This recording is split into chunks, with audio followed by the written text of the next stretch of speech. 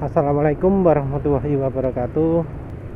Kali ini penulis mau bahas soal pelumas lagi, tapi sebelumnya menjawab pertanyaan mengapa kok minyak gorengnya harus minyak kelapa sawit bukan minyak kelapa. Nah, kalau bahasa Inggris mungkin lebih jelas. Mengapa kok palm oil kok bukan coconut oil, coconut oil? Awalnya sih penulis lihat dari sudut pemakaian di Surenda. Jadi kalau minyak kelapa sawit itu suhu bekunya di hampir 0 derajat. Sementara kalau minyak kelapa coconut oil itu lebih tinggi, berapa, 6 derajat atau berapa. Yang jelas kalau kita di dapur itu kan bisa lihat sendiri, lagi ditaruh di mana gitu terlihat ada kentalnya gitu. Penulis menghindari itu, tapi sebenarnya sih no problem karena suhu mesin, suhu di luar, suhu ruangan itu kan penulis nggak pernah mengalami kurang dari 20, kurang dari 25, pasti di atasnya kan. Jadi sebenarnya no problem ya, cuma karena rekomendasinya untuk orang-orang lain ya penulis pakai minyak goreng aja lebih aman. Tapi terus ternyata penulis menemukan juga bahwa beda antara minyak kelapa sawit palm oil dengan minyak kelapa coconut oil. Coconut oil itu kandungan zat-zatnya berbeda. Jadi kalau di minyak kelapa sawit mayoritas palm oil, kalau di coconut oil jelas bukan, apa namanya, oleranika atau apa gitulah, beda pokoknya ya. Dan dari aditif-aditif yang penting juga beda. Jadi kalau di minyak kelapa sawit itu kandungan penting yang sudah penulis jelaskan sebelumnya, yaitu yang disarankan sebagai organic friction modifier, perubah friksi, penambah zat yang memperbaiki friksi untuk pelumas yang tipe organik. Itu di sebelumnya penulis jelaskan ada dua, stearic acid dan oleic acid. Nah, kandungan ini, kedua zat ini kalau di minyak kelapa sawit jauh lebih banyak. Jadi ada contoh itu, kalau minyak kelapa coconut oil itu kandungan stearic acidnya 2%, oleic acidnya 6%. Sementara kalau minyak kelapa sawit palm oil itu lebih tinggi.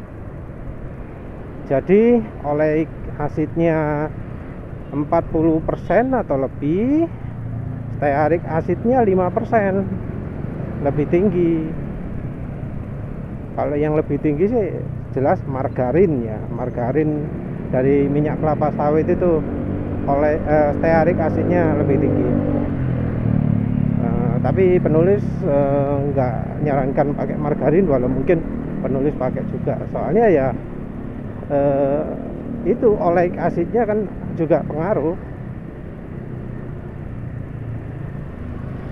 Yang jelas pakai minyak goreng itu sudah terbukti membuat mesin lebih halus. Sementara pakai minyak kelapa nggak tahu, kemungkinan sih enggak. Ada yang bilang nggak begitu terasa kalau pakai minyak kelapa ya entahlah, tapi yang jelas kalau pakai minyak kelapa sawit efeknya sudah terbukti. Nah, sekarang soal bahas pelumas ini, ada yang ngomong kalau motor metik pakai olinya spot bisa rusak. Sebenarnya itu tergantung dari merek juga ya. Kalau oli metik yang benar itu kemampuan olinya nggak akan kalah dengan oli spot. Jadi kan oli metik itu biasanya lebih encer. Katanya sih untuk energy conservation untuk biar lebih ramah lingkungan, jadi lebih irit mesinnya. Makanya dibuat encer. Nah, tapi encernya ya nggak sembarangan.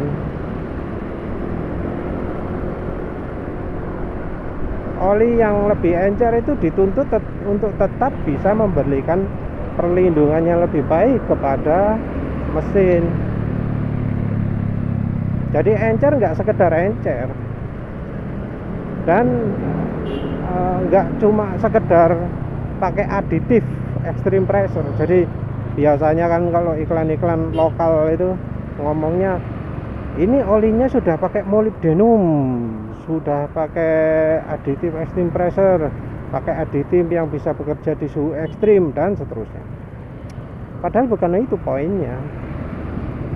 Yang utama itu bukan aditif itu, tapi dari kemampuan olinya sendiri, bukan dari aditifnya ya, tapi dari cairan olinya itu loh harus bagus. Percuma kalau misalnya pakai oli encer, tapi oli encernya cuma ngandalin aditif moli, nggak bisa itu. Pakai aditif ZDDP nggak bisa itu. Karena apa? Ya karena aditif itu konsumtif, bisa cepat habis. Nah, kalau oli yang andalkan itu ya umurnya jadi pendek. Kalau umurnya lebih pendek ya mending pakai oli spot yang kekentalannya lebih tinggi. Kalau kekentalannya lebih tinggi, yang lebih kental, otomatis perlindungan mesinnya lebih baik karena oli bisa melapisi mesin dengan baik. Nggak butuh aditif-aditif gitu, karena ya kalau sudah lapisannya baik nggak akan terjadi gesekan. Kalau nggak terjadi gesekan ya nggak butuh aditif ekstrim itu, nggak butuh aditif moli itu. Jadi ya sebenarnya kalau ada klaim ngomong oli moli motorsport itu dibilang lebih jelek untuk oli matic, ya tergantung oli maticnya yang mana dulu. Disebut motor matic bisa rusak karena olinya sport, oli untuk motor sport atau bebek, ya tergantung oli yang dimaksud oli apa dulu. Kita nggak bisa pakai acuan Mobil One ya, karena Mobil One kayaknya untuk motor nggak sedia untuk matic ya, nggak tahu lagi lah ya. Tapi ingat penulis nggak ada. Yang ada untuk matic yang mereknya termasuk tinggi itu adalah Amsoil. Rekomendasinya Amsoil apa? Kalau mau perlindungannya lebih baik, itu pakai Amsoil motorcycle, Amsoilnya sport, Amsoilnya untuk motor sport dan bebek, itu malah yang direkomendasikan. Ya jadi nggak kayak omongannya sales, nggak kayak omongannya orang bengkel. Untuk merek Amsoil, oli yang terbaik untuk motor matic itu adalah justru oli untuk sport. Ada keterangannya di Amsoil itu, di spesifikasi oli yang oli skuter itu adalah versi lebih ekonomis dari oli sport. Nah wes gimana wes, jelas wes. Kasarane oli matic itu versi downgrade, versi di bawahnya oli sport. Dan penulis curiga itu juga yang diterapkan sama Yamaha Loop, sama AHM Oil atau pabrik-pabrik oli lainnya. Karena biasanya oli matic lebih murah kan. Padahal seharusnya kalau oli lebih encer itu harganya 30% lebih mahal. Sementara yang di Indonesia apa? Kadang lebih murah, kadang ya nggak jauh beda. Ya artinya kualitasnya nggak beda. padahal olinya dibuat lebih encer. Oli lebih encer tapi kualitas sama, ya jelas jelek olinya.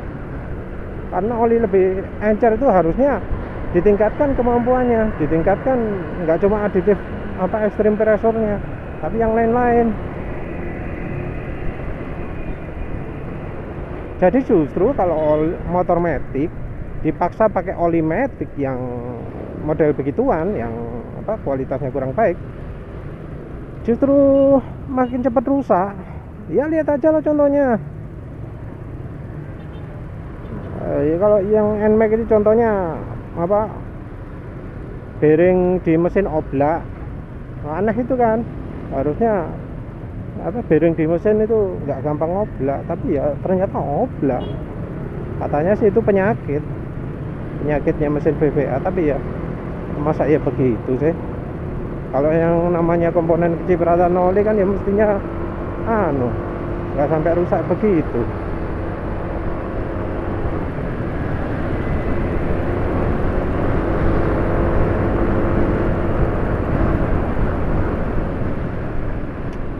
Lagi pula ya, harus tahu ya sebenarnya 10W 40W itu kekentalannya nggak beda-beda jauh loh, cuma turun berapa persen itu. Ya anggap aja 10% untuk perbedaan suhu sekitar 7 atau 6 derajat gitu.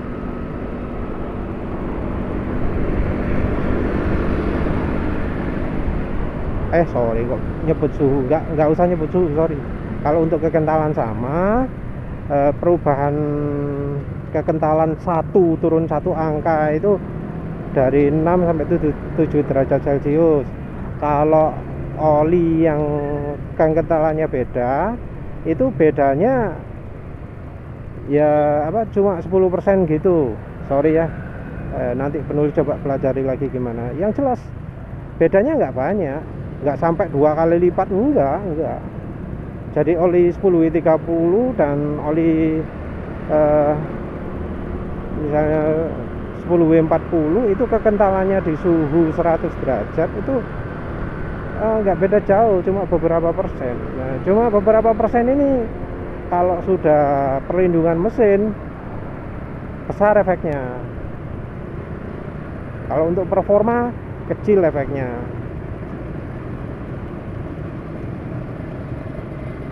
Jadi kalau untuk soal hambatan-hambatan, soal friksi macam-macam, dibilang mesin lebih berat, itu sebenarnya nggak berat-berat amat. Ya cuma beda 10% lah. Baru kalau beda 50 sama 30 bisa lebih agak besar, misalnya 25%. Itu bisa dirasakan, tapi ya nggak ekstrim-ekstrim amat. Apalagi kalau suhunya tinggi. Cuma kalau untuk perlindungan mesin pakai 10W40 itu sudah mepet, sudah hampir hilang. Dikurangi 10% itu bisa pengaruh besar, karena ya itu sudah mepet. Dikurangi 10% ya bisa bisa nggak mencukupi. Karena misalnya ini butuh tekanan, butuh kemampuan 100, sementara olinya ngasih perlindungan 110, itu kan udah mepet. Terus kurangi 10%, jadi tinggal 99%. 99% itu nggak 100, nggak kuat. Nah, kembali ke topik lah, biar nanti jadi lupa-lupa terus. Jadi kalau motor matic dikasih olinya motor manual, itu apa rusak? Enggak. Kalau pilih oli manualnya yang merek bagus, ya enggak. Sebenarnya milih oli matic yang merek bagus juga enggak masalah juga gitu loh. Cuma kan seringnya itu oli untuk manual itu lebih kental daripada oli untuk matic. Satu, itu sudah meningkatkan perlindungan. Jadi oli untuk manual itu minim 10W40, jarang-jarang yang ngasih 10W30 kalau ada. Tapi seringnya 10W40. Itu sudah menjamin kekentalannya oli sesuai dengan motor di Indonesia. Yang kedua, oli matic di Indonesia itu oli murahan, oli encer, sekedar encer pokok dijual laris gitu tok, nggak mikiri perlindungannya wis. Emang sejak kapan pabrikan mikirin motor harus bisa awet gitu? Emang kalau oli rekomendasi gitu bisa melindungi mesin dengan baik? Kalau gitu ceritanya ngapain kok ada kasus bearing oblak, kasus mesin suara kasar, saru ya nggak cuma Yamaha tok tapi Honda ya terjadi gitu. Kalau olinya bagus nggak akan terjadi seperti itu. Terjadi seperti itu apa artinya? Itu antara pabriknya nggak becus buat mesin, atau olinya nggak bagus, pabrik olinya ngakali orang, oli jelek dijual mahal, ya kayak gitulah.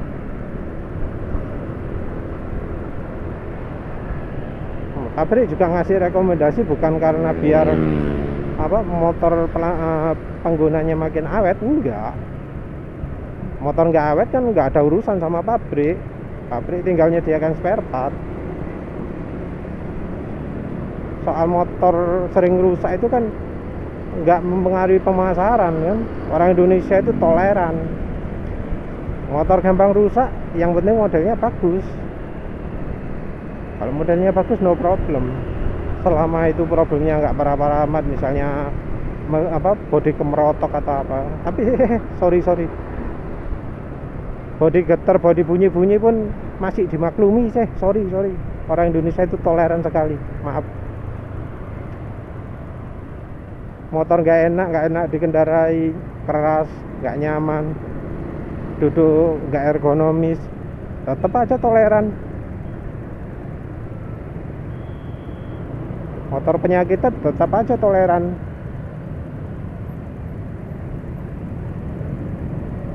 Ya karena sama orang Indonesia dianggap normal itu, wes resiko. Duwe motor apik gampang rusak, normal. Duwe motor elek gampang rusak, jual. Wes itu kan. Nah, kembali lagi ke pelumas. Sama satu lagi penulis lupa apa ya.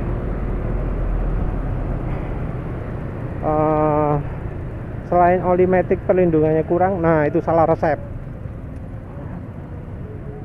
Pabrik oli itu kalau buat resep itu ngandalkannya aditif extreme pressure. Padahal kalau pengen olinya awet, bukan cuma aditif itu aja, nggak langsung dibanyakkan aditif itu, enggak. Jadi yang lebih penting itu ya seperti penulis sebutkan tadi, olinya sendiri harus cukup bagus. Kalau bahan olinya jelek ya mau aditif sebanyak apapun tetap aja nggak awet umurnya. Kalau aditif itu terlalu banyak juga ganggu kemampuan oli yang lain, misalnya kemampuan melarutkan, kemampuan membersihkan. Tapi ya masyarakat biasanya terima aja. Ya wes lah, itu aja, nggak usah panjang-panjang. Yang penting intinya pakai oli motor sport, pakai oli motor manual, motor bebek. Untuk di motor matic itu no problem, nggak masalah, oke aja. Tapi ya jangan pilih oli motor sport yang jelek. Oli itu tetap ada yang bagus dan ada yang jelek. Kalau pabrik produksi oli untuk matic dan olinya jelek, ya sebaiknya jangan pilih lagi, jangan beli itu lagi.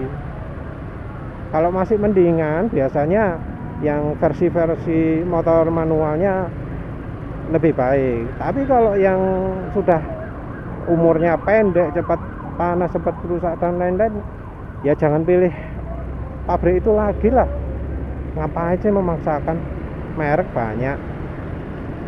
Kalau nggak mampu beli yang mahal-mahal, beli merek Pertamina itu yang apa, harganya cukup terjangkau dan kualitasnya baik. Sayangnya ya pabrik lain nggak bisa menyamai kualitas Pertamina gitu loh, untuk soal harga yang sama. Kalau oli import ya jelas harganya lebih mahal, tinggal ya cari yang sesuai aja. Ya sudah, begitu saja, mau ganti oli sini aja. Terima kasih. Assalamualaikum warahmatullahi wabarakatuh.